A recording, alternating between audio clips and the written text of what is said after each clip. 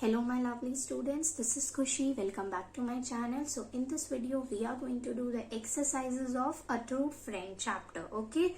That is there in unit 1 sports, okay? So without any delay, let's quickly start with it. So हमारी exercises का first है A4 question, that is tick the appropriate answer. So A4 में हमारा first question given है, that is tick the appropriate answer.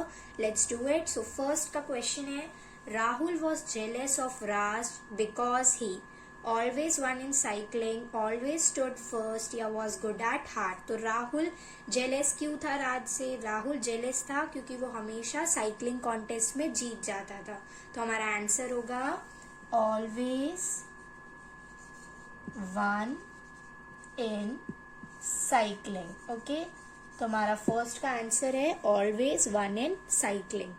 Second में आते हैं, Rahul dug a small pit on the path because he wanted to. तो राहुल ने छोटा सा गड्ढा पाथ में क्यों किया था? Dirty the track, hurt Raj, win the race. तो उसने डिग किया था विन द रेस, मतलब रेस जीतने के लिए उसने डिग किया था. तो हमारा आंसर होगा सेकेंड का विन द रेस. थर्ड पे आते हैं, Rahul worked hard for the term end examination because he was competing with Raj. The principal had given him a warning, he was feeling guilty. तो राहुल ने टर्म एंड एग्जामिनेशन में मेहनत क्यों की? राहुल ने मेहनत की क्योंकि प्रिंसिपल ने उसे वार्निंग दी थी कि उसे पनिशमेंट मिलेगी अगर उसने इस बार टॉप नहीं किया, ये एग्जाम अच्छे से क्लियर नहीं किया. तो आंसर होगा the principal had given him a warning. Okay, so हमारे 3 आंसर्स हो गए हैं. A4 क्वेश्चन हमारा कंप्लीटेड है. एक बार मैं सारे आंसर्स रीड कर देती हूँ. फर्स्ट का है always won in cycling, second का है विन द रेस, थर्ड का है the principal had given him a warning. So हमारा A5 क्वेश्चन है, read the given extract and answer the questions that follow. तो एक्सट्रैक्ट पढ़ो एंड आंसर करो जो क्वेश्चंस है. तो हमारा एक्सट्रैक्ट है, do not worry this is just a class test, मतलब चिंता मत करो ये तो सिर्फ एक क्लास टेस्ट है. तो हमारा फर्स्ट क्वेश्चन है, who is the speaker of the above lines, whom is he talking to. मतलब ये line do not worry this is just a class test, ये लाइन का स्पीकर कौन है, मतलब कौन बोल रहा है ये लाइन एंड वो किससे बोल रहा है, किससे बात कर रहा है. तो हमारा आंसर है Raj is the speaker of the above lines and he is talking to Rahul. Raj बोल रहा है ये लाइन्स एंड वो किससे बात कर रहा है? राहुल से बात कर रहा है. ओके, सो हमारा फर्स्ट क्वेश्चन इज डन. हमारा सेकेंड क्वेश्चन है, why is the listener worried. तो जो सुन रहा है, लिसनर मतलब जो सुन रहा है, वो क्यों चिंतित है, वो क्यों वरीड है? तो हमारा आंसर है, Rahul was worried because the principal had warned him that if he does not secure good marks in the term and examination, then he will be punished. तो राहुल वरीड था क्योंकि प्रिंसिपल ने उसे warning दी थी कि अगर उसने अच्छे मार्क्स नहीं लाए एग्जाम में तो फिर उसे पनिशमेंट मिलेगी. ओके, सो हमारा second question is done. Third है हमारा, what does the statement tell you about the speaker's character. तो ये statement do not worry this is just a class test, ये स्टेटमेंट हमें क्या बता रही है? स्पीकर के कैरेक्टर के बारे में. तो इसका आंसर है, the statement tells that Raj was very kind hearted and friendly.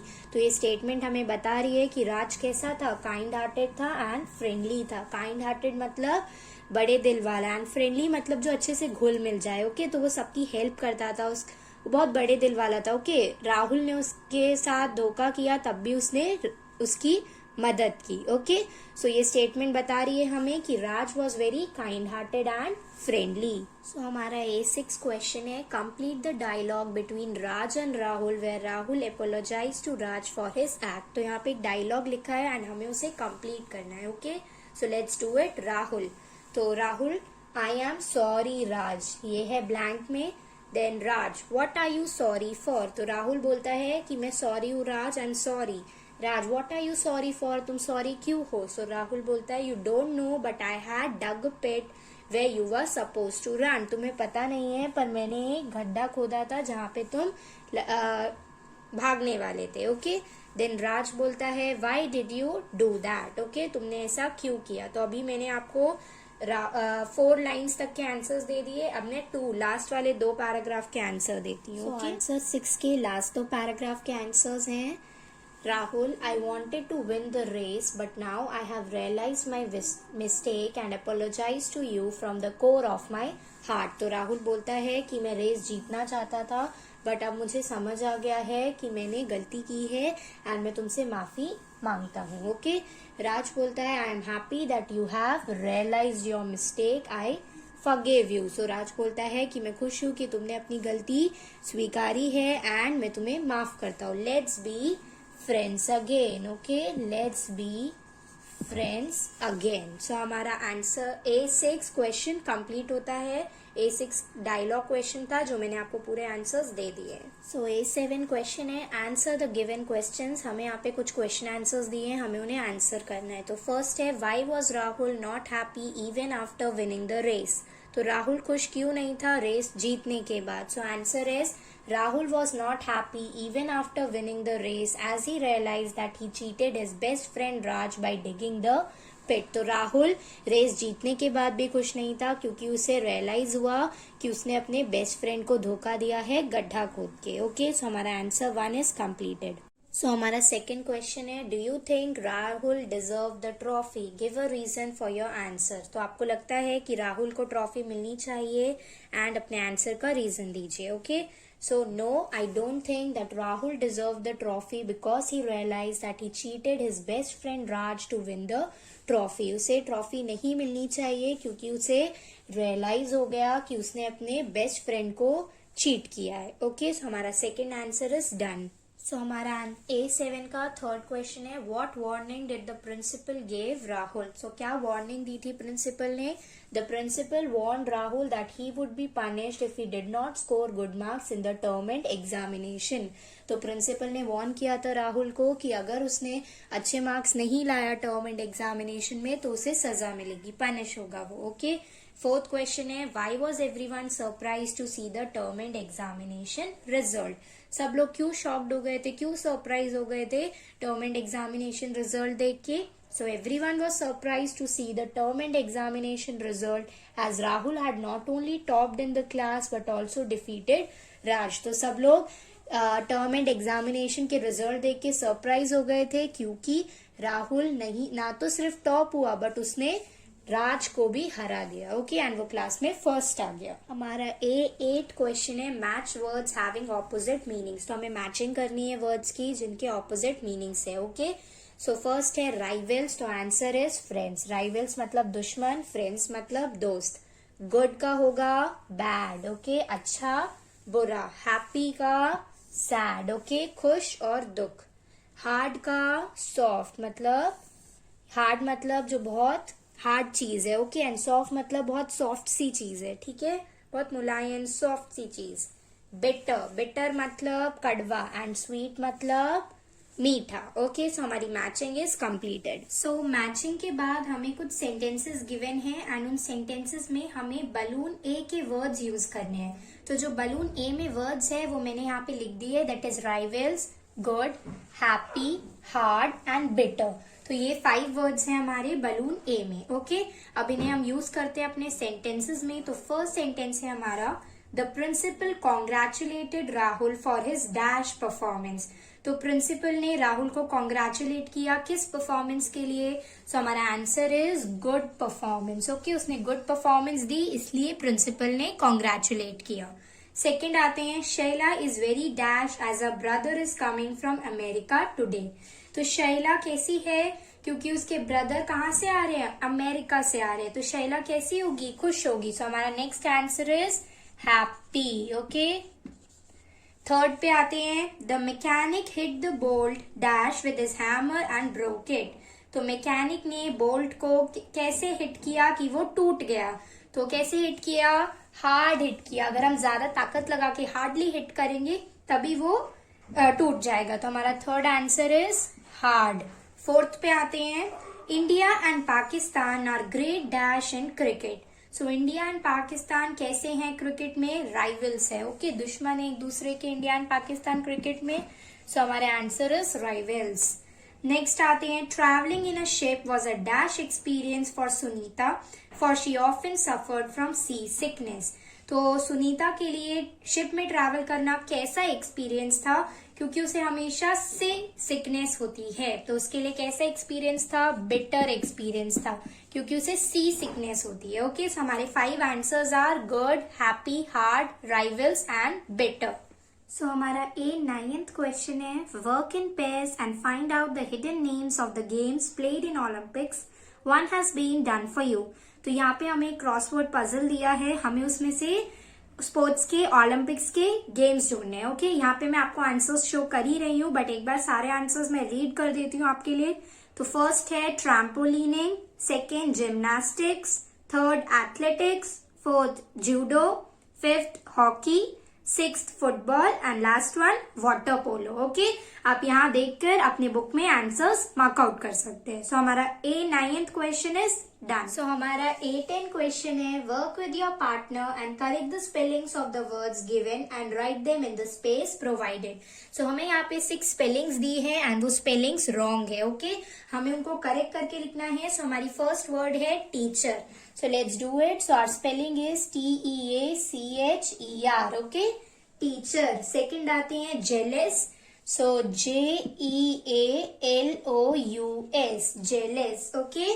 हमारा थर्ड वर्ड है determined. Okay.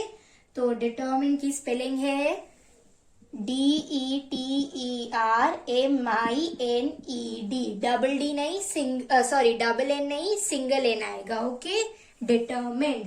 नेक्स्ट है हमारा गिल्टी। सो हमारा answer is GUILTY। Okay, you is missing. Next है हमारा बिटरली। बिटरली में डबल टी आता है, BITTERLY। ओके, सो डबल टी मिसिंग।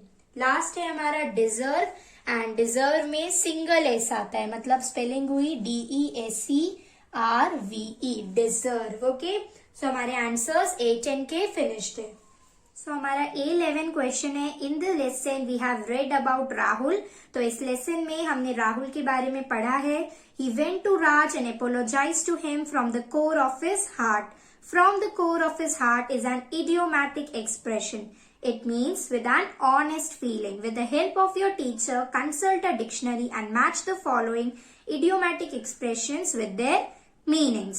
So हमारा यहाँ पे क्वेश्चन क्या है, हमारा क्वेश्चन दिया है कि इस स्टोरी में राहुल ने राज से दिल से माफी मांगी। Core of his heart, from the core of his heart मतलब दिल से। ठीक है, सो राहुल ने राज से दिल से माफी मांगी। तो from the core of his heart एक इडियोमैटिक एक्सप्रेशन है। तो यहाँ पे हमें इडियोमैटिक एक्सप्रेशन दिए हैं, हमें डिक्शनरी की हेल्प से उन्हें मैच करना है उनके मीनिंग से। सो लेट्स डू इट। हमें यहाँ पे 2 इडियोमैटिक एक्सप्रेशंस दे दिए एंड उनका मीनिंग दे दिया है, हमें उन्हें मैच करना है। तो हमारे फर्स्ट इडियोमैटिक एक्सप्रेशन है at a stone's throw, second है स्टोन हार्टेड एंड मीनिंग्स है वेरी नियर और क्रूएल। ओके, अब मैच करते हैं। तो फर्स्ट है at a stone's throw. At a stone's throw का मतलब होता है वेरी नियर, तो इसकी मैचिंग इसी के साथ होगी। एंड स्टोन हार्टेड का मतलब होता है पत्थर दिल, मतलब जो इंसान बहुत क्रूएल है। ओके, जिसके अंदर दिल ही नहीं है। ठीक है, पत्थर दिल इंसान। सो इसका आंसर होगा क्रूएल। तो ये दोनों मैचिंग सामने सामने है। एट अ स्टोन्स थ्रो का मीनिंग वेरी नियर ही होता है एंड स्टोन हार्टेड का मतलब क्रूएल ही होता है। ओके, सो हमारा A12 क्वेश्चन है, now use the expressions as given in A11 in the blanks given below. So हमारे A11 में जो इडियोमैटिक एक्सप्रेशन दिए थे उन्हें हमें इसमें लिखना है। ठीक है, फिल इन द ब्लैंक्स है।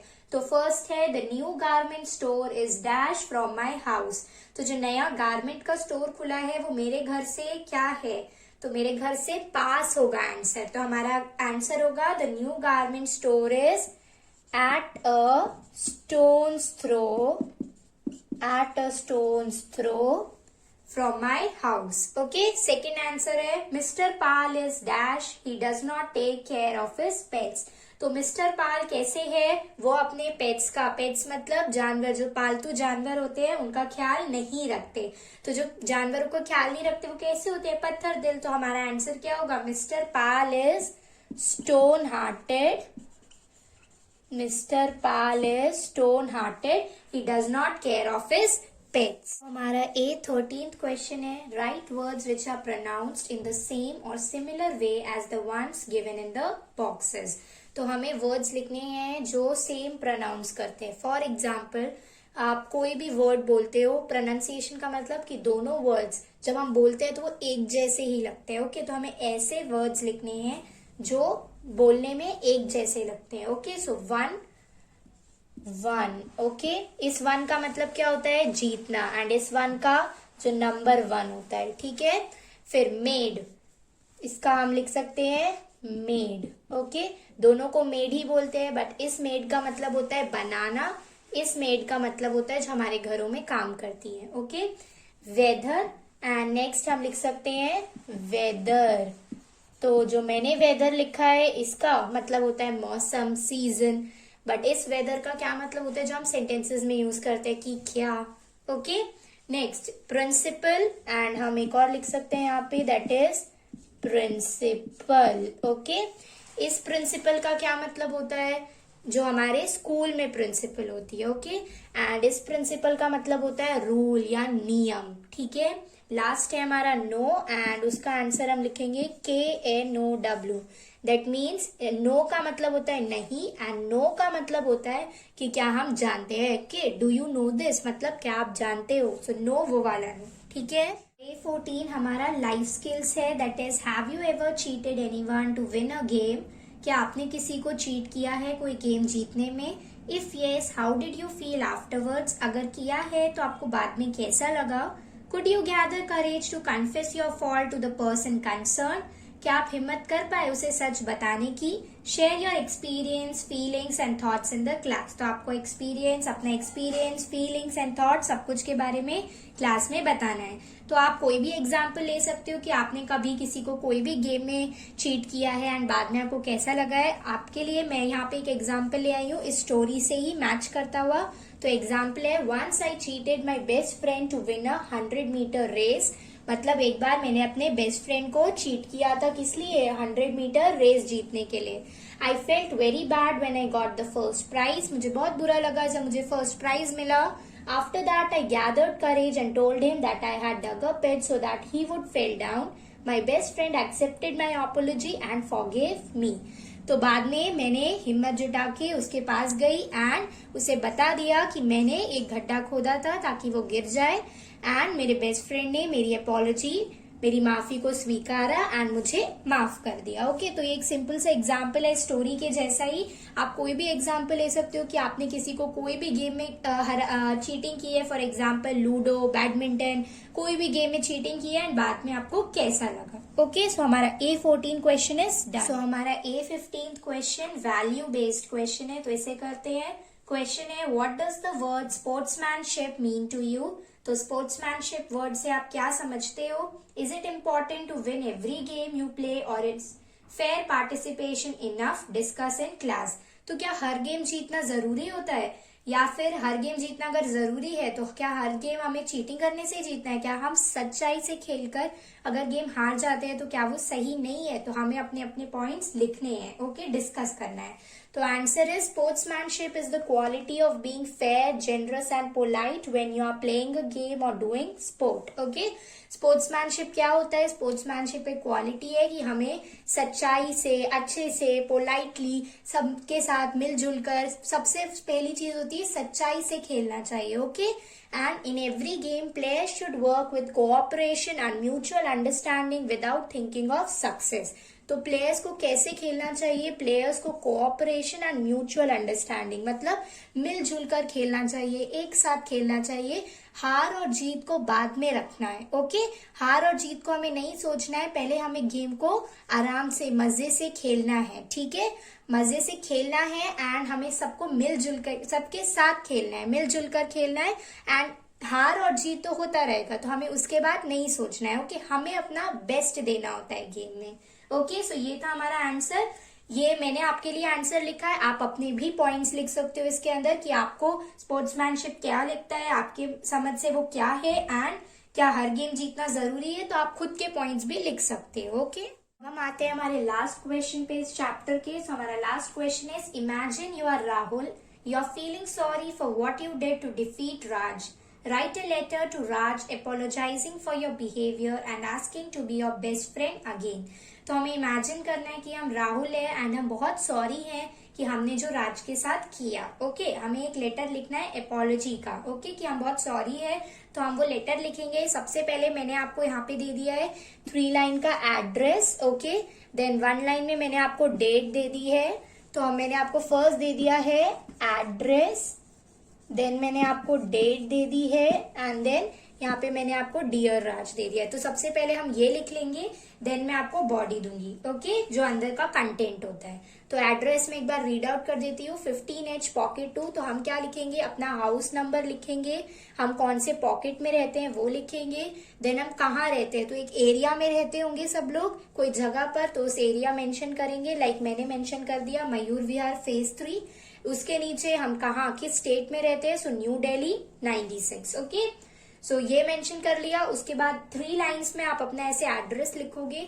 नेक्स्ट लाइन में आप डेट लिखोगे. तो सबसे पहले number, then month and then year. Okay, so 20th December 2021. Okay, last में डियर वहां पे ऑलरेडी लिखा है. तो हम लोग किसे लिख रहे हैं लेटर, राज को लिख रहे हैं. तो राज का नाम डाल देंगे. सो डियर राज. ओके, अब मैं आपको अंदर का कंटेंट देती हूँ. सो हमारा A16 की बॉडी मैंने आपको एड्रेस, डेट और डियर राज ये दे दिया है. अब लिखते हैं कंटेंट अंदर का. तो हमारा कंटेंट है how are you, hope you are fine. तो तुम कैसे हो, तुम ठीक ही होंगे. I am extremely sorry for what I did. जो मैंने किया उसके लिए मैं बहुत सॉरी हूँ.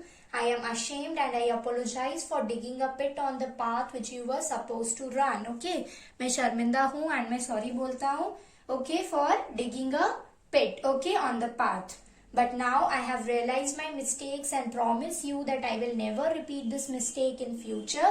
तो मैंने अब अपनी गलती महसूस कर ली है एंड मैं प्रॉमिस करता हूँ कि मैं ये फिर से रिपीट नहीं करूंगा, फिर नहीं करूंगा. प्लीज फॉरगिव मी, मुझे माफ कर दो. Let's be friends again and enjoy our friendship. तो चलो फिर से फ्रेंड्स बनते हैं एंड हमारी फ्रेंडशिप हम फिर से एंजॉय करते हैं. ओके, सो ये था हमारा अंदर का कंटेंट. सो लास्ट में आपकी बुक्स में ऑलरेडी लिखा हुआ है योर सिंसियरली राहुल. ओके, तो ये हमारा address, date, dear Raj and अंदर का कंटेंट ओवर हो गया है. तो हमारा लेटर कंप्लीट हो गया है. सो हमने यूनिट 1 स्पोर्ट्स की chapter 1 that is a true friend की एक्सरसाइजेस कंप्लीट कर ली हैं. Okay, so if you have any doubt then do ask me in the comment section. Do not forget to like, share, subscribe and comment. Do encourage me with your lovely comments and bye to all.